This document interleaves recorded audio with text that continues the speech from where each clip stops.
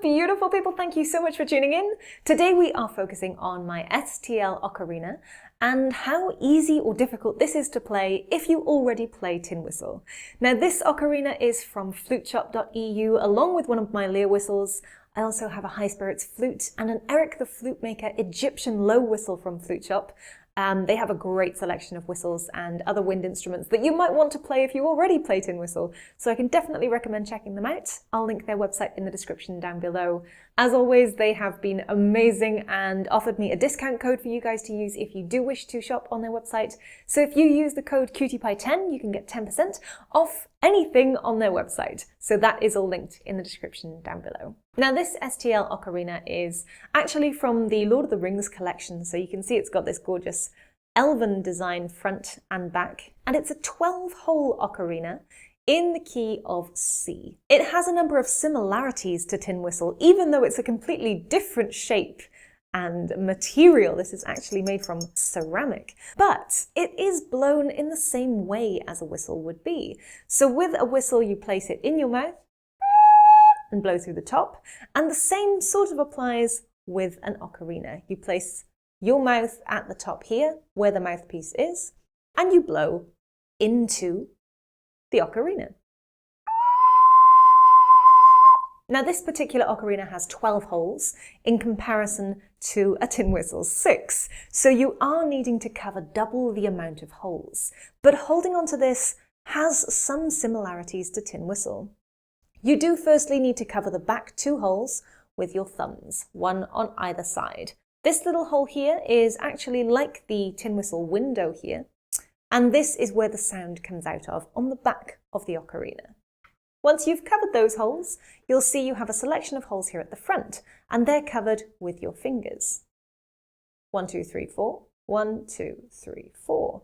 Now there are 2 little holes left at the middle finger, and these are covered by sliding your middle finger over those holes. And that is all your holes covered. Once you have all your holes securely covered, you can blow through the top of the ocarina and get your first note. Now you can hear the ocarina has a very different sound to Tin Whistle. When the Tin Whistle is covered, it sounds a little bit more like this.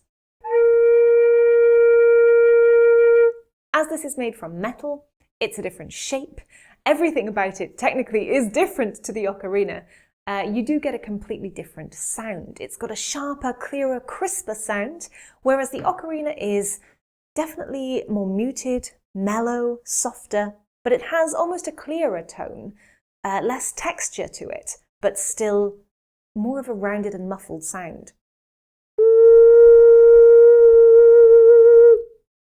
Now the one thing I have found with the ocarina, which is similar to Tin Whistle, is that you do need to work on your breath control with this instrument in order to be able to hit the notes that you're supposed to be hitting when you play or cover a selection of holes. Now the ocarina, I find, is a little more pedantic than a Tin Whistle. You do need to have the correct speed and force and amount of air in this instrument in order to play the note in tune, whereas you can get away with a little bit more with Tin Whistle.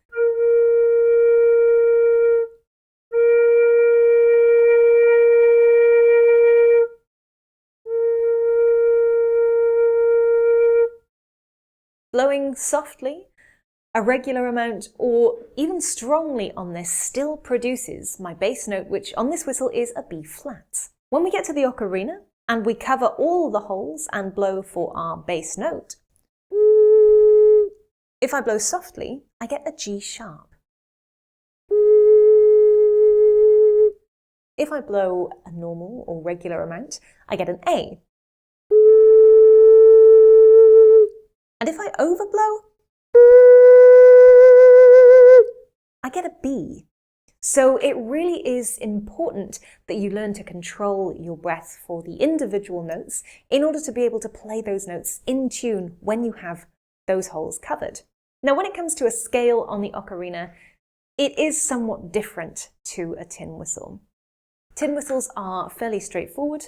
You start at the bottom and you lift your fingers as you go up. There's no real cross-fingering involved, especially in the first octave of notes. And then things get a little bit more complicated if you want to hit notes that aren't in the scale that your whistle is in, or the key that your whistle is in. And you also may need to remove the top finger in order to play the second octave when you first start, and the higher up you get in the second octave, you may need some alternative fingering to hit those notes in tune. Ocarina, on the other hand, is slightly less intuitive. So a scale on the ocarina actually starts with the two smaller holes that you're covering with your middle fingers. So our bass note is all holes covered. Our next note is played by releasing the small hole on the left hand. So this is essentially the top hand on Tin Whistle.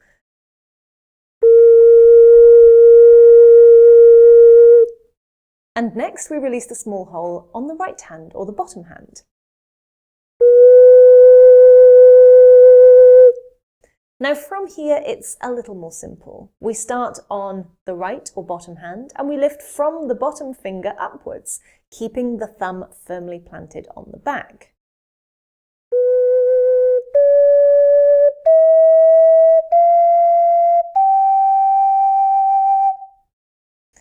Then when we get to the second range of notes, we start from the ring finger, leaving the pinky firmly attached to the ocarina.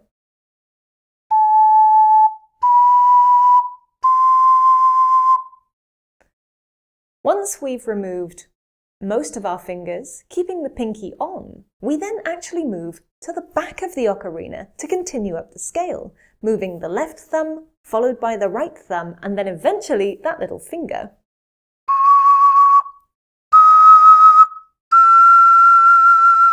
Now, I was advised when this ocarina arrived that changing the position of yourself and the ocarina actually assists with the clarity of certain notes. So as you get higher up the scale, it's recommended to tilt the ocarina forwards and blow right down into the mouthpiece rather than holding it out in front of you. So let's give that a try on a scale, and as we go up, we'll slowly tilt downwards.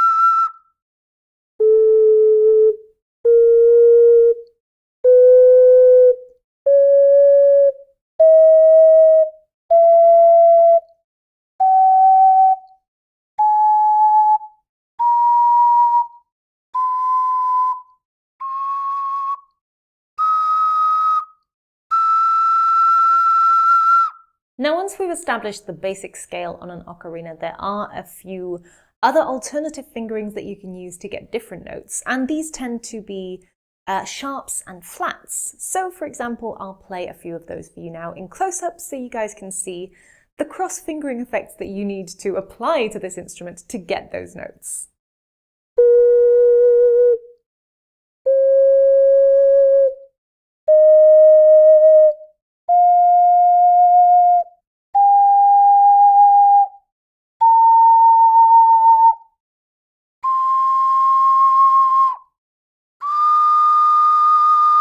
Now, in comparison, playing those alternative notes on Tin Whistle is actually a lot more simple, in so much as that to hit those notes, you just cover half the hole as you go up the scale. And this can be done by sliding your finger back or just flattening your finger out and revealing some of the hole on the whistle.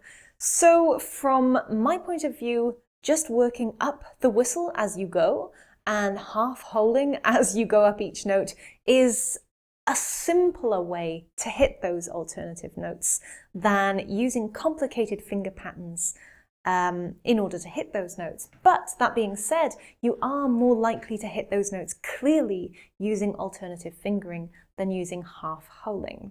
So in that respect, as long as you get used to the fingering and you remember where the notes are and the finger patterns required to hit those notes on an ocarina, you might find that you get more successful and clearer and better pitched notes by using an instrument like this rather than Tin Whistle. Now, once you've got an idea of where those notes are, playing a tune on this is actually quite simple, and a lot of the tunes that are played on Tin Whistle can also be played on ocarina.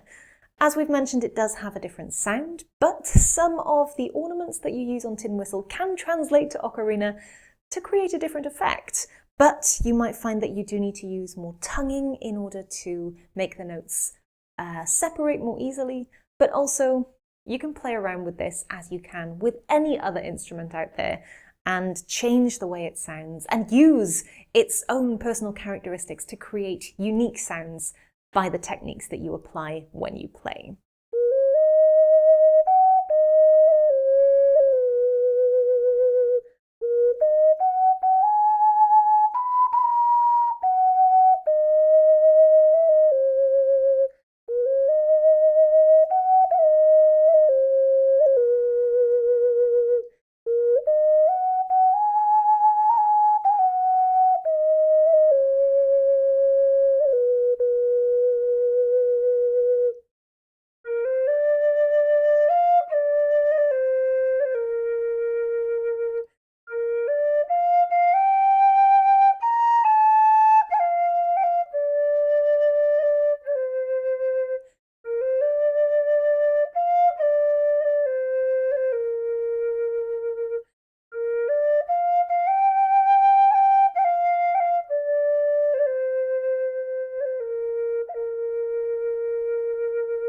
With regard to ornaments that you currently already probably use on Tin Whistle, as I've mentioned, some of those do translate to ocarina, so you can certainly slide from one note to another.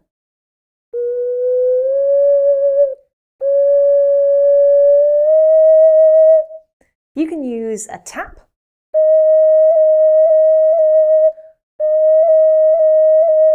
You can also use a cut and a roll. And as we've established, you can fluctuate the amount of air that you put into the instrument, but this might affect the tuning of your notes somewhat.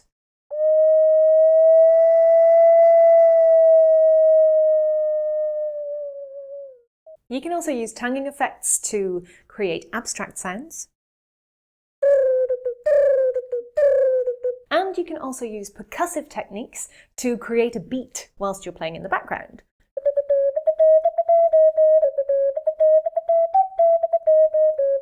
So, as far as instruments go, it is one that you probably can pick up pretty easily if you already play Tin Whistle. The fingering isn't too dissimilar, and you don't actually require any particular mouth positioning or embouchure in order to be able to play this. Kind of like you don't really need one with a tin whistle. So that is it from me today. I hope you guys enjoyed this quick overview of the STL Ocarina. Don't forget, if you want to try out an ocarina, they're pretty affordable. As I mentioned, this STL Ocarina was from fluteshop.eu, and you guys can get 10% off with my discount code QTBY10 if you go to their website, linked in the description down below, and you guys want to buy one of these or any of the whistles or flutes or accessories or whatever on their website. Happy whistling, happy ocarina-ing if you have one, and I'll see you guys again soon for some more Tin Whistle stuff. Bye!